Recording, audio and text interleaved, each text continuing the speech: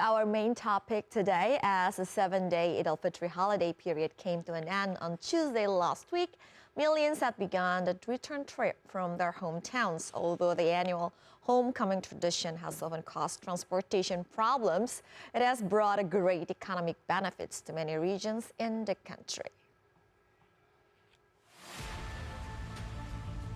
Even though the annual coming home or Mudik ahead of Eid al-Fitr celebration is synonymous with many kinds of problems, especially related to public transportation and traffic flows, it brings a great impact in both social and economic aspects. The government has strongly supported the annual Mudik tradition. For example, it announced a 5-day collective leave for workers from April 19 to 25th. The collective leave allows the people to stay longer in their hometowns during Eid al-Fitr celebrations or the end of the Islamic holy month of Ramadan. With the long holiday, the movement of the people can also be well managed so that a severe congestion can be avoided.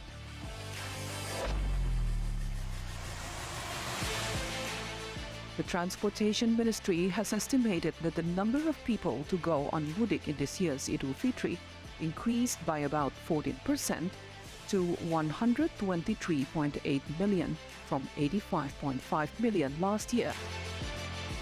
The lifting of the People's Mobility Restrictions or PPKM in late December last year has partly contributed to the sharp increase in the number of travelers. The annual coming home tradition certainly has a positive impact on the Indonesian economy, especially transportation and tourism industry. Not only just for a family gathering, most people also take advantage of the Eid al-Fitr holiday to travel. Almost every tourist spot in Indonesia is packed with visitors. They enjoy the various facilities provided by the manager of tourist attractions. Mass movement of people is normally followed by an increase in the demand for goods and services in the area of origin and along the homecoming route. It is estimated that the sectors that have been hard hit by the pandemic will rise and may even grow higher. The head of the Economic Policy Analyst Committee of the Indonesian Employers Association, or APindo, Ajib Hamdani, has estimated that the movement of up to 123.8 million of travelers during this year's homecoming tradition could produce money in circulation of up to 246 trillion rupiah, or about $16.68 billion, or equivalent to 1% of GDP. His estimate is based on an assumption that each travel spends at least 2 million rupiah for their Mudik trips. Meanwhile, the Tourism and Creative Economy Minister Sandiaga Uno has estimated that the economic impact of the 2023 Eid al-Fitr homecoming tradition could reach between 100 trillion rupiah and 150 trillion rupiah. In addition to the transportation industry and tourism, the Mudik tradition also brings positive impact on small and medium-scale companies. Sandiaga estimated that the people's trips during Eid al-Fitr holidays would at least account for 25% of the target of 1.4 million movements of domestic tourists set for 2023. Meanwhile, Bank Indonesia or BI Governor Peri Warjio is even optimistic that Indonesia's economic growth in the first and second quarters of 2023 can exceed the 5% level, thanks partly due to increased economic activities during Eid al-Fitr. Peri estimated that the economic growth in the second quarter would exceed the 5% recorded in the first quarter due to the increase in the people's spending during Eid al-Fitr holidays.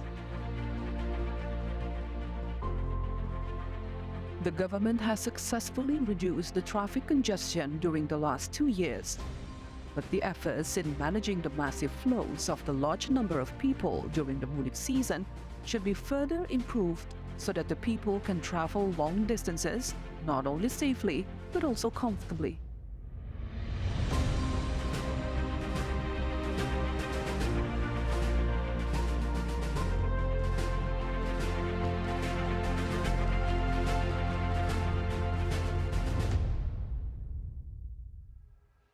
The massive movement of people during this year's Mudik tradition has resulted in massive inflows of funds to regions, bringing business fortunes not only for large but also small companies. It is an honor for us to have Bapak Josua Pardede, Chief Economist Bank Permata. He will share with us his points of views on the impact of the Mudik tradition on Indonesia's economy, especially in the regional economies. Good afternoon, Pak Josua. Thank you very much for joining our show today. Thanks for having me.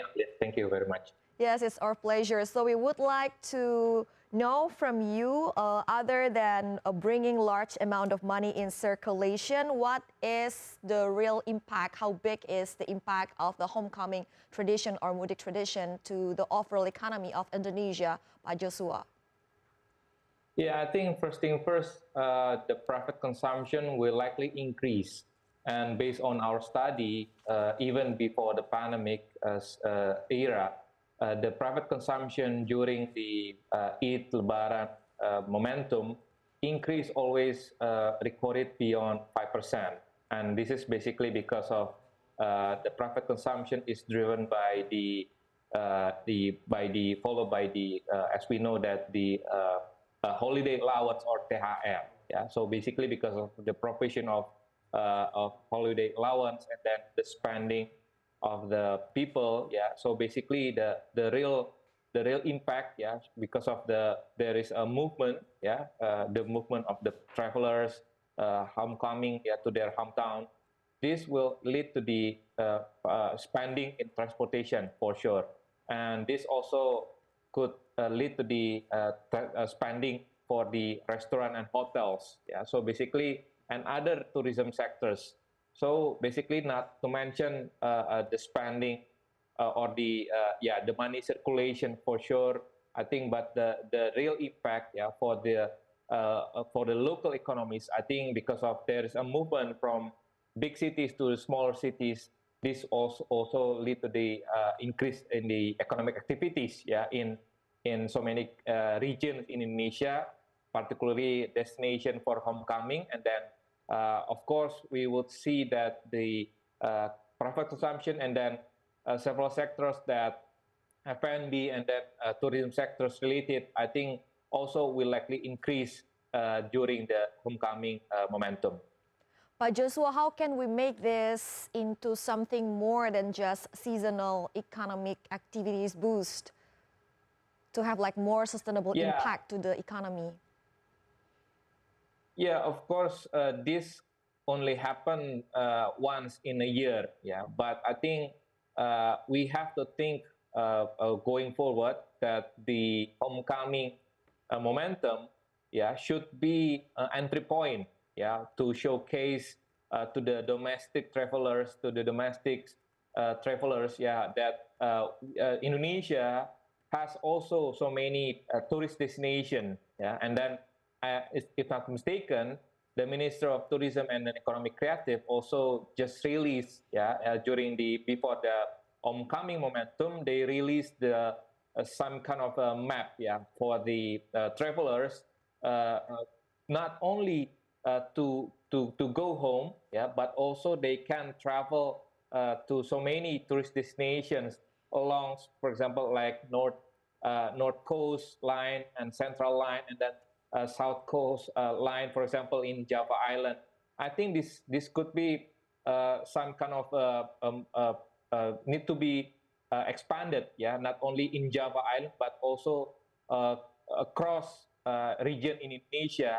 That the travelers should be informed that we have a lot of tourist destination and then also e-craft outlets, yeah. So yeah, not only happens in during the Lebaran momentum, but also after the Lebaran, yeah, whenever they feel or they experience the good experience during the homecoming, I think they will go again back to the tourist destinations. I think, and I think the government, yeah, not only Ministry of Tourism, but also I think Ministry of Public Works and Public Housings, and then Ministry of Transportation and then small medium enterprises, yeah, needs to collaborate, yeah, whenever in order to support the small medium enterprises, and then to support again the infrastructure to go to the tourist destinations. And then I think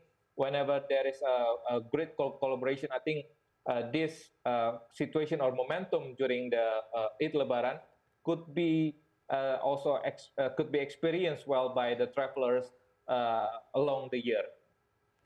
Cross ministries collaboration to showcase the potentials in each city as well as province in Indonesia. Do you think that the local leaders or local governments have done their best to showcase what their city or what their province has to offer for domestic travelers, in your opinion, Pak Joshua? Yeah, I think not all local leaders or local governments has the same ideas, yeah, in order to promote their economies, local economies. But I think it has to be some kind of direction from the central government to the local government to coordinate with the all the local governments, yeah, in the provinces, and then in order to support the tourist sectors. Yeah, because I think Indonesia, I think we have to be grateful that Indonesia is has so many again tourist destinations, and then we have to monetize, yeah, in order to give to get the impact, yeah, not only from the foreign tourism, foreign tourists, but also the domestic tourists, yeah, because I think this the key points, yeah. Whenever during the Lebaran season, I think for the middle to income, high income people, they travel to other countries, yeah. But I think whenever the government can showcase the quality of infrastructure, and then the number of flights to the destination, tourist destination, I think this is a good point to showcase that that the domestic tourists also can go wherever they want to go in Indonesia. Yeah, so I think this is the good story for Indonesian people. So Mudik tradition can also be an entry point to showcase local products. How do you think that the SMEs can use this momentum to grow or upscale their business? Yeah, I think for the SME, I think they have to improve their quality. Yeah, for example, like when in terms of the packaging, in terms of the yeah, for example, digital marketing. Yeah, they have to yeah to have, for example, like digital payment for sure. Yeah, because of and then they have to allocate some kind of yeah, again marketing.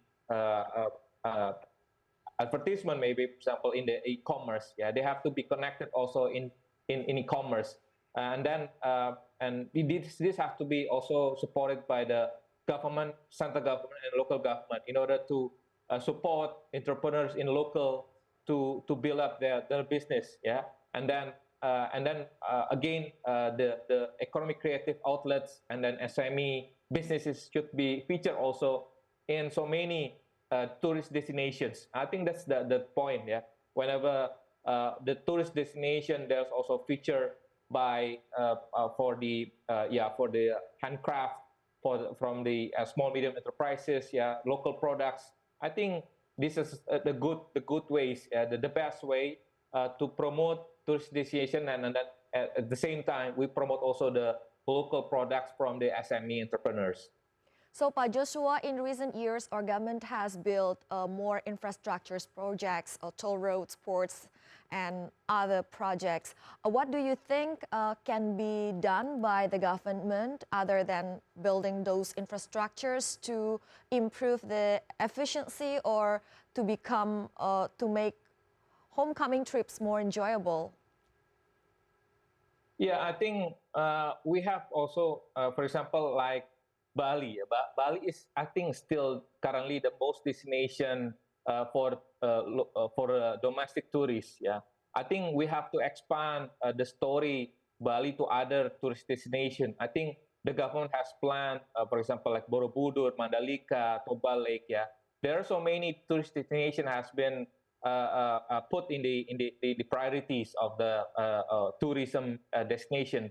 But in fact, they have to improve, yeah, the quality of the services. For example, like maybe, for example, to be have same quality what we have in Bali, for example, and then again the infrastructure, yeah, because of when we travel to tourist destination, for example, like Toba, you have to have some kind of activities over there, yeah. So many so for example, of all for families, yeah, they can experience everything in one place. So I think this has to be again supported by the investments to support to build some kind of infrastructure, or the main destinations, or the public attractions, so that it can attract people, yeah, to go to Indonesia's tourist destination, not only Bali anymore. Yeah, I think we have to expand this.